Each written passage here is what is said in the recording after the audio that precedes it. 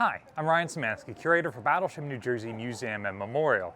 And today we're going to talk about one of the ship's less known weapon systems.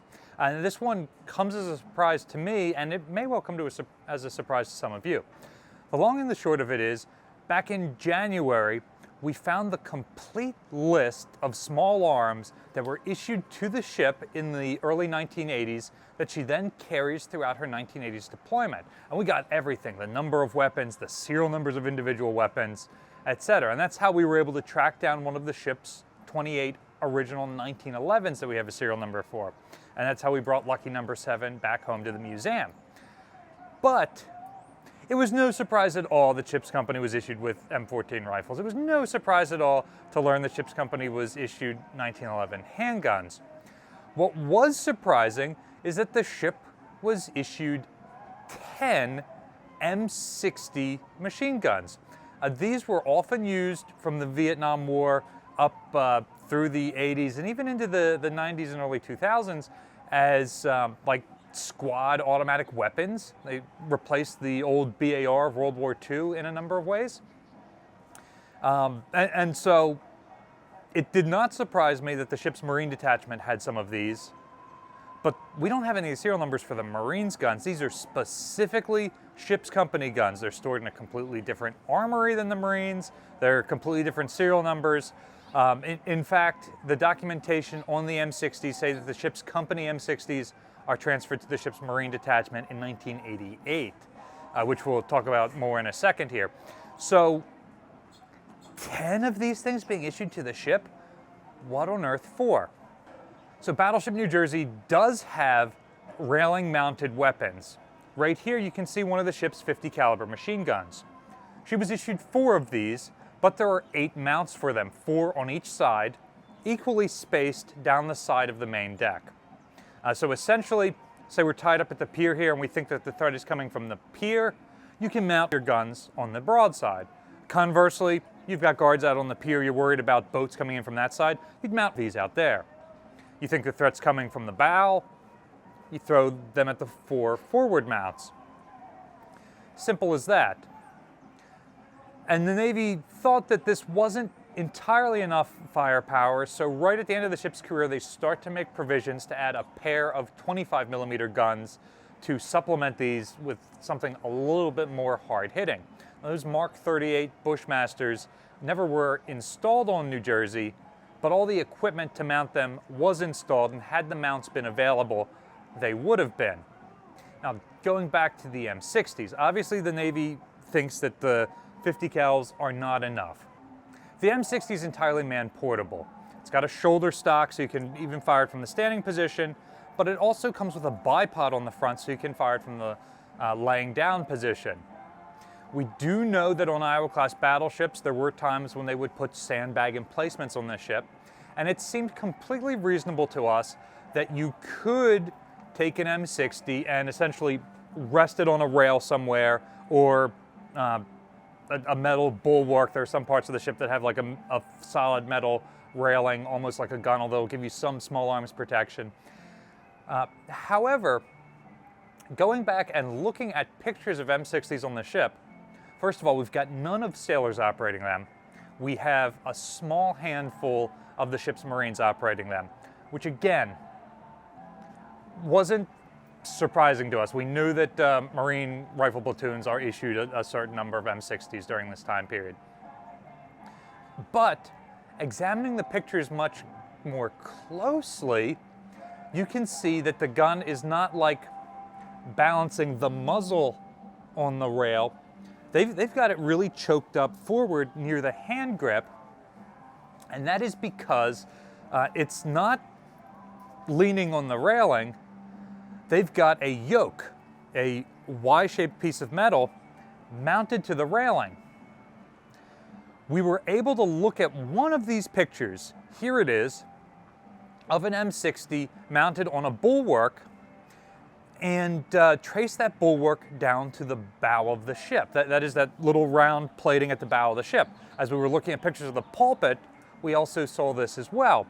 And so we went up to the bow and found that there was a small square plate welded on each side of the center line of the bow with a hole in it just big enough to accept a yoke. So now we believe that the M60s are railing mounted. They're not just something that guys are bringing out and resting on the railing. And now we believe we know what those mounts would have looked like. So several of my coworkers went around the ship and we found so far perhaps as many as 18 of these brackets, like this one right here mounted on this chock. I say perhaps as many of 18 because they might not all be for this. So all of the brackets are 5 inches by 5 inches and they have an 1.5 inch wide circle in the middle, and the plates themselves are about 1 inch thick of steel. So that is enough to accept the yoke for either the M60s or several other types of mounts. Now there are 2 mounts at the bow that we have seen a picture of an M60 mounted there.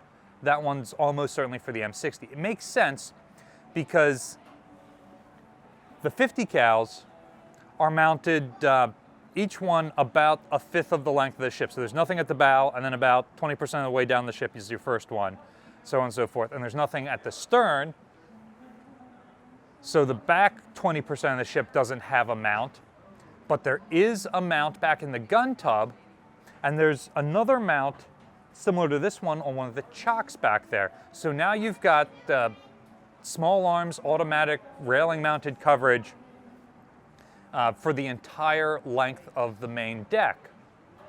There are also several of these up in the superstructure, including around the helicopter control station, which is on the O2 level and gives you really great coverage both of the aft gangway and of the fantail deck for if people have boarded the ship. And it's got generally good arcs of fire.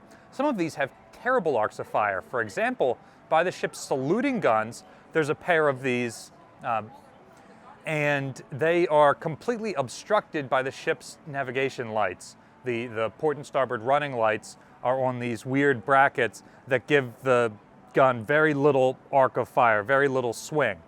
And you would think that this mount is similarly obstructed because of the shore power run here, but this is something that's removed when the ship is at sea. It's only in when we're receiving shore power from this side of the ship. So oftentimes this mount would have fairly unobstructed fields of fire, but assuming this is in place, both this gun and this 50 cal would be moved to another mounting position, I'm sure.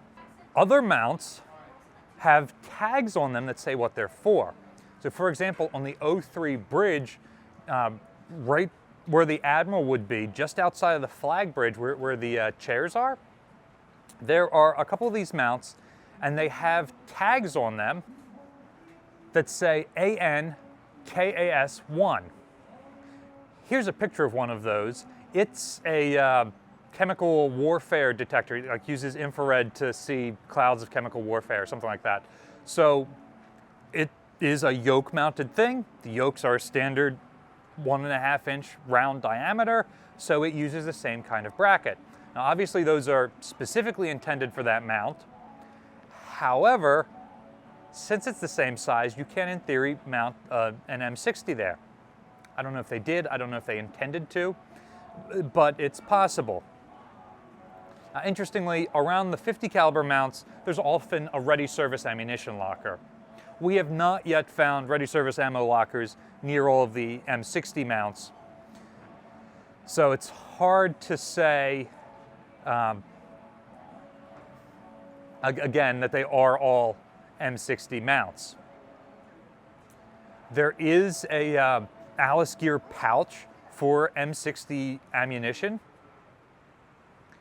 but none of the Marines manning them seem to be wearing those pouches, which seems to imply that they're pulling cans of ammunition from somewhere else and not pulling it off of their web gear.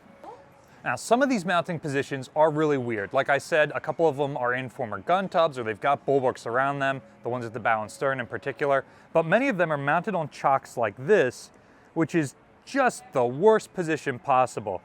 If you're manning it like this, the gun is way too low. You got to come all the way down. And if you're laying down, it's way too high. You can kneel here But this big cast chock is giving you very little protection because there's a big hole in the middle of it. So maybe the intent was you would get sandbags. I imagine the Marines had some sandbags as part of their kit. And the ship has a sand locker all the way at the bow for sand for holystone on the deck. So you could fill those sandbags and like make a gun emplacement here that gives you a little bit of cover. But it seems like a suboptimal position to me, especially when you could add a tripod like this, and the 50 cals use a very similar mounting system. You could use the spare tripods with the yoke of the M60s, and we already know that we've only got half as many of these guns as mounts.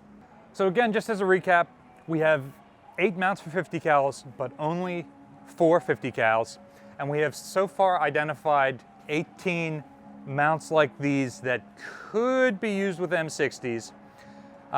However, at least 3 of them have tags on them that are not for M60s, and some of the other ones are kind of in strange positions. Again, this one, you've got very little cover from where it's mounted, and it is completely duplicating the 50 cal right here. They're both here for the same job, which is like protecting the ship from people or small boat attack or like small civilian aircraft, like slow-flying suicide type attacks. So it seems weird that they are this close to each other. Other positions make perfect sense. The bow, the stern, the flight control area that's got really great coverage of the stern. It is interesting seeing that the Navy believes that the 4 50 cals that the ship has issued is not enough. And even the M60s that are basically handheld that the Marines are using are not enough. So they give the ship 10 M60s that have yokes for railing mounts. Now, this is a battleship, and the whole reason you're coming out to visit this museum is to see the weapon systems. So we are going to do our best to get at least 1 M60 on board. We've already checked in with the Navy, and they don't have any demilitarized ones of these they can give us like they could the 50 cals. There are like rubber dummy training ones out there. Those are about $700 a piece, and then a couple $100 for the yoke. There are also full metal reproductions out there, which non-firing sort of thing. They run the gamut, but they're roughly about $600 a piece. Again, not counting a couple $100 for the yoke. So we're looking at right around $1,000 per gun to acquire replicas to put on the ship, and it's something that we're going to pursue in the coming years. We've got examples of every single other weapon system that was mounted to the ship on board right now, except for the M60. So if you hear of one out there, let us know. So what do you think? Do all the positions on this mount make sense as locations for the M60s? Which ones do you think would have actually been for M60s versus other pieces of equipment? Let us know in the comment section down below.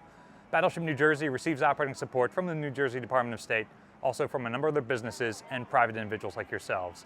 We really appreciate your support. There's a link in the description below for ways you can donate to support the ship. You can also support us by liking, sharing, and subscribing so more people find about the museum and our channel. Thanks for watching.